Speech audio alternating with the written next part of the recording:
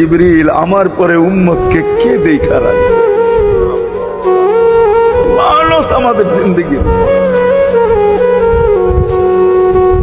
লানত আমাদের জিন্দগির উপরে। এমন জিন্দগির থেকে জমিন ফাইটা মরা যাওয়া উচিত। আমি তো মাঝে মাঝে বলি আমাদের জমিনটা উল্টায় যাওয়া উচিত, যে মৃত্যু সময় বলতেছে আমার উম্মতকে কে দেখা রাখবে। জিবরিল ছুটা গেছেন, ছুটা আসছেন, আল্লাহ জবাব পাঠাইছেন, লা আতরুকু উম্মাতাকা ফারদা ওয়ালা ওয়াহদা। বন্ধু চলে আসেন, আপনার উম্মতকে আমি দেখা রাখবো, আমি দেখা রাখবো। হায় হায়, সবাইকে সালাম দিছেন একবার বা দুইবার, সবার দুরুদ পড়ছেন তো আল্লাহ একবার বা দুইবার, সালাম পড়ছেন কোন নবী রসুলের উপরে একবার কি দুইবার।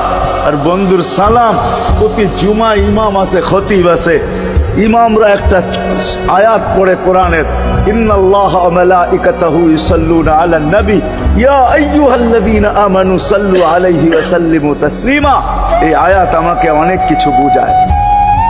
ইমাম ওলামারা, আলেম ওলামারা বলবে এই আয়াতে আমাদেরকে দুরুদ পড়ার হুকুম দিছেন, আমিও বলবো দুরুদ পড়ার হুকুম দিছেন। কিন্তু আমার প্রশ্ন আছে এখানে, আমার প্রশ্ন, আল্লাহ আমাদেরকে পড়তে বলতেছেন, ঠিক আছে, আমরা কয়দিনই থাকবো আর কয়দিনই পড়বো? একদিন তো আমরা মারা যাব, তো আপনার বন্ধুর উপরে দুরুদ কে পড়বে? আল্লাহ বলে, বেওকুফ, দেখোস না ফেরেশতাদের নাম নিছি, ফেরেশতারা পড়বে।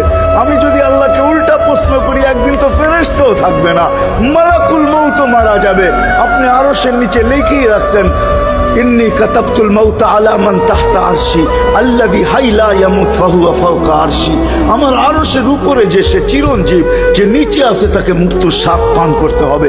একদিন তো ফেরেশতা মরে যাবে, আমাদের নবীজির উপরে দুরূদ কে পড়বে?